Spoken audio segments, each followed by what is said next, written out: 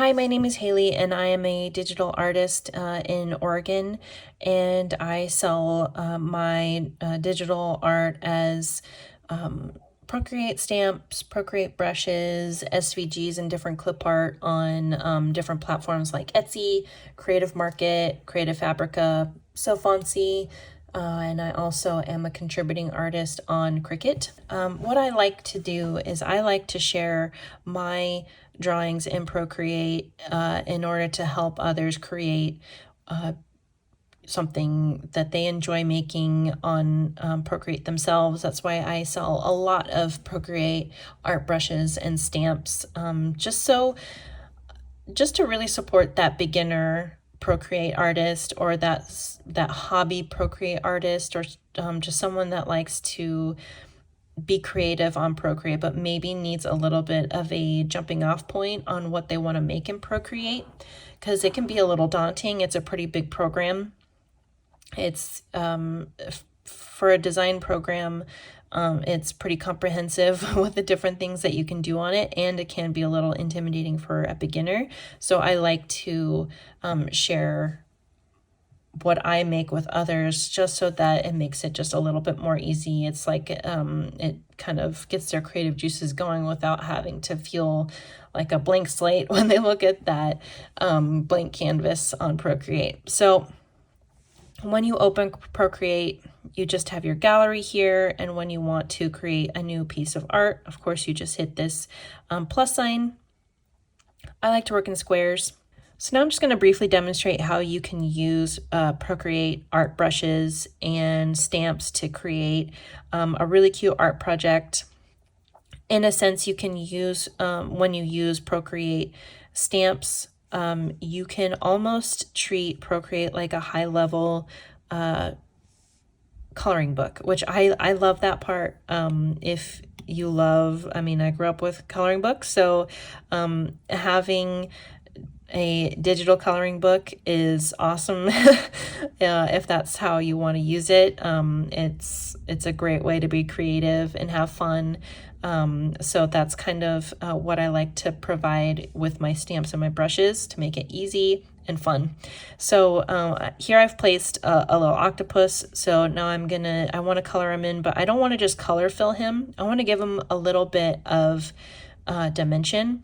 And what I mean by color fill him, you can just have the single layer, and then you can take some colors and you can just fill him up. And this is totally cool if this is what you want to do. It's still fun.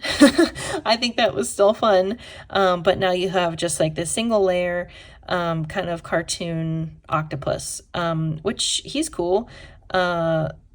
Let's just even finish him up. So let's give his little suckers a color. You can fill those up. You can fill all of these in.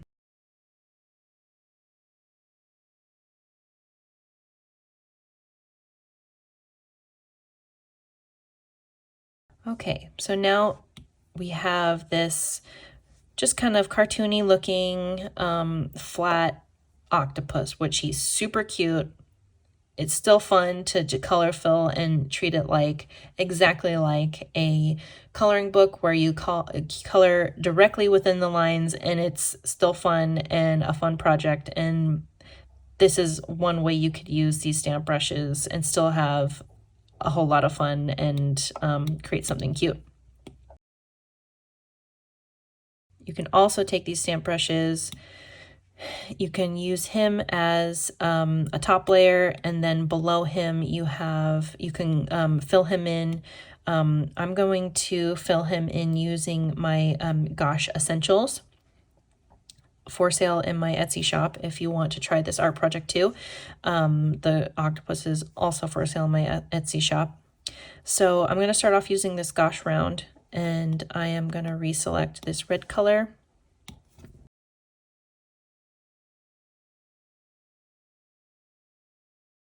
And then I'm going to select my eraser to kind of clean up where I went outside the lines. And I do like to select the same style, so that if I didn't have this strong outline on the image,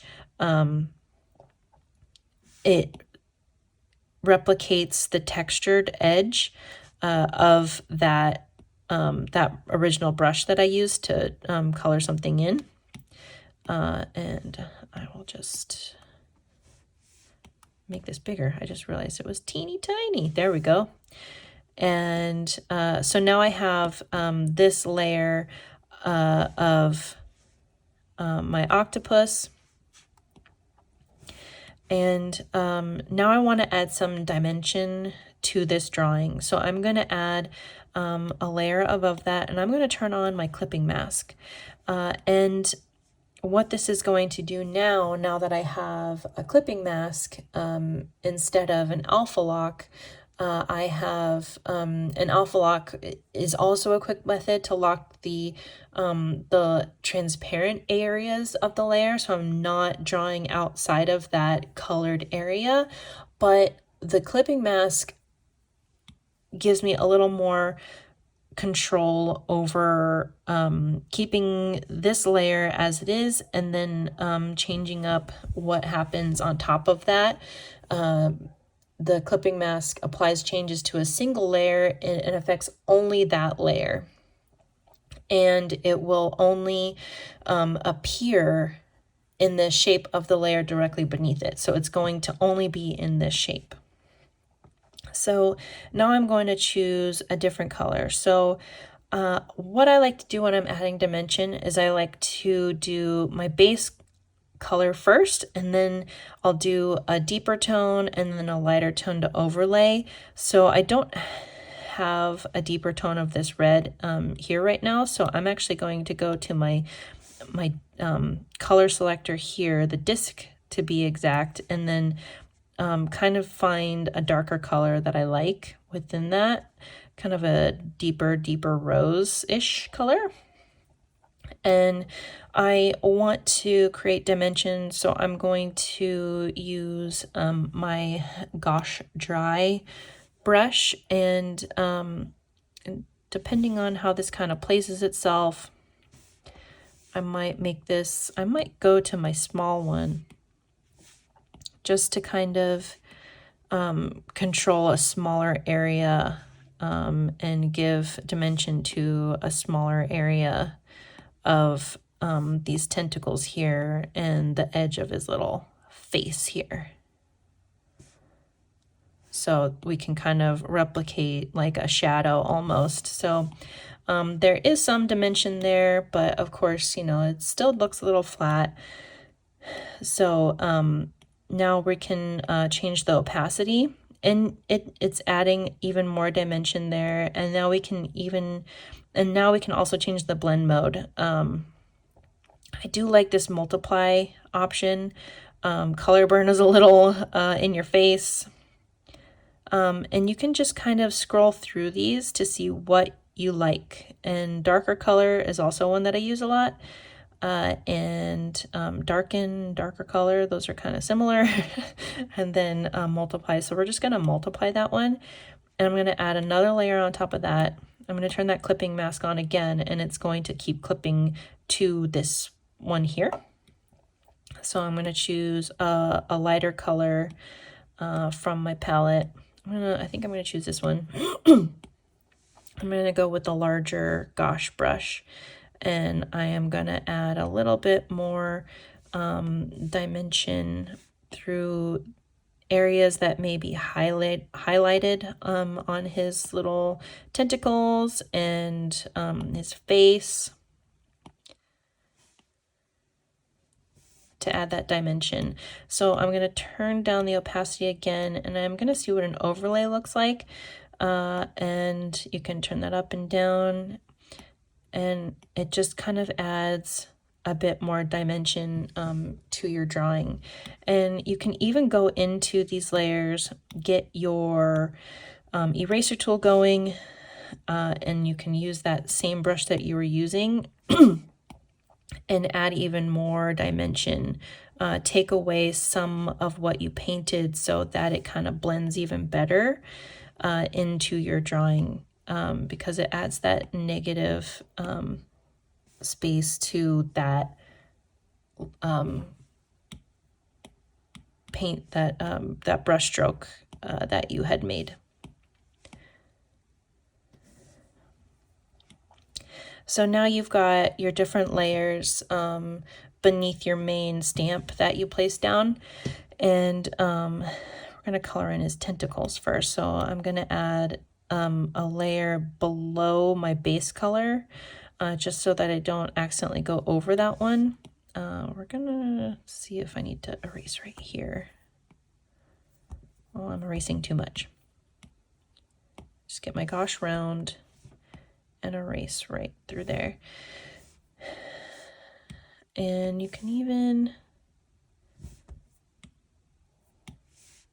fill in some of the spaces that you might have missed before, and it's only going to affect that layer. It's not going to affect your clipped layers up here.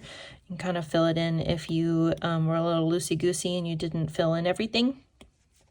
And now we can just kind of go through with, let's make the round a little bit smaller and fill in these tentacles just for fun. And it's okay if we go beyond the lines, because this is just for fun. And we don't have to be precise if we don't want to, or we can go in and we can be a little bit more precise. There we go. Go back and forth till it looks how you want it. So now we've got a simple, easy thing that we drew. It took a couple minutes. We got to be creative. We got to draw something fun, and we got to explore these different features of Procreate. So now that we have our finished product, if you want, you can merge these together. And again, I like to pinch them all together to merge them.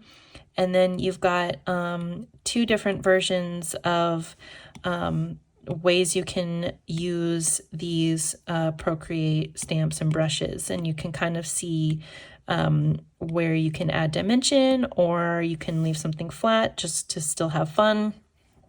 But you can kind of see the difference between the two and the different methods on using those. So I hope you liked this tutorial on just a really simple and easy art project. You know, this is just one little image, and they're on a flat canvas. So this is really just a jumping off point for even more creativity. You can make a whole underwater scene using a ton of different stamp brushes in the same category, of course, or not. You can create something new and fun. You have an octopus with a bearded dragon if you want, or an axolotl, whatever you want to make, you can do it. So that's the freedom that you have with such a broad and dynamic program like Procreate. So I hope you enjoyed this. I'm definitely going to add more tutorials to my page in the future. So please do subscribe to my channel and like this video if you enjoyed it. And I appreciate you watching it and learning more about how to use my stamps, and your support means the world to me. So if I get any support whatsoever, thank you so much. So I'm definitely going to share some more on how to use the stamps and different ways you can use these brushes to make dynamic drawings on Procreate, or just fun coloring book drawings if that's all you want. So thank you again so much for watching, and I will catch you next time. Bye.